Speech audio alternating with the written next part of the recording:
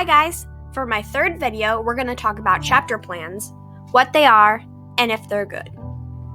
Chapter plans relay a bit about what's going to happen in each chapter of your story. On the image in this slide, you will see an example of a chapter plan. As you can see, I introduced my characters in my chapter plan and relayed a little bit of what's going to happen.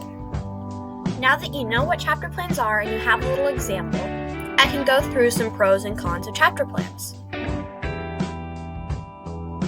This is a huge pro. Since you have a clear structure of the events that are going to happen in each chapter, chapter plans help combat writer's block, a writer's worst enemy.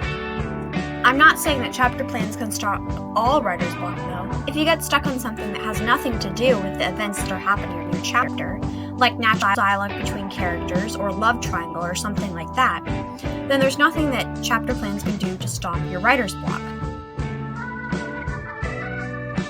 Alright guys, now we're on to the con part of chapter plans.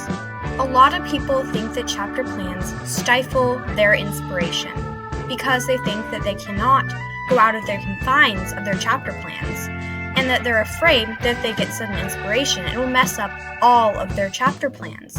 And I totally get that, guys. But I think that if you make and you use your chapter plans right, they will be successful and help with your writing. Here are some ways to avoid losing inspiration over your chapter plans. So, to avoid having to cater to every whim of your chapter plan and to lose inspiration over it, just make your chapter plans shorter. Don't include every little thing that's going to happen in your story in your chapter plan, because then it'll be super hard to diversify from your chapter plan if you get sudden inspiration. So, I would suggest just including the main events in your chapter plan and maybe a little bit about what's going to happen to your character. Are you ready for this? This is the biggest advice I'm going to be giving about chapter plans. Just go with the flow of your writing. If you get sudden inspiration and you want to completely turn your story in a different direction, don't worry about your chapter plan. You can either go back and change your chapter plan completely, or just ignore it. Go with the flow. Definitely do not be worried if you got rid of your chapter plan because you wanted to take your story in a completely different direction. You can make another chapter plan, and it is totally fine to be worried about your story seeming to spin out of your control. Do whatever you need to feel better about your writing.